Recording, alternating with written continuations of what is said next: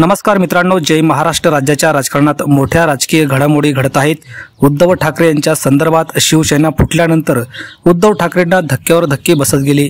अनेक नेते उद्धव ठाकरेंची साथ सोडून शिंदे सोबत गेले आणि आता उद्धव ठाकरेंच्या पक्षाचं काय होणार अशा प्रकारे राजकीय वर्तुळात तर्कवितर्क जाऊ लागले। मात्र आता उद्धव ठाकरेंच्या शिवसेनेत पक्ष प्रवेशासाठी रांगा लागल्या आहेत। मुलुंड पूर्व येथील राष्ट्रवादी काँग्रेस पक्षाचे धनंजय गायकवाड, विभाग प्रमुख रमेश कोरगावकर यांनी अनेक पदाधिकाऱ्यांसह मातोश्रीवर पक्ष प्रवेश केला आहे।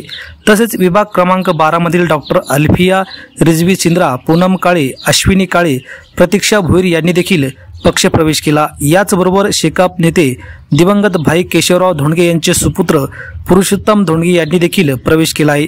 नवी मुंबईतील सानपाडा येथील डॉक्टर संतोष खंबाळकर आणि डॉक्टर विद्या खंबाळकर, बेलापूर येथील विशाल शिरवाळे, गणेश भोसले, नेरूळ येथील नवनाथ चव्हाण, राजेश भोर यांनी देखील उद्धव ठाकरे यांच्या कार्यपद्धतीवर विश्वास ठेवून उद्धव ठाकरे यांच्या शिवसेनेत पक्षप्रवेश केला आहे।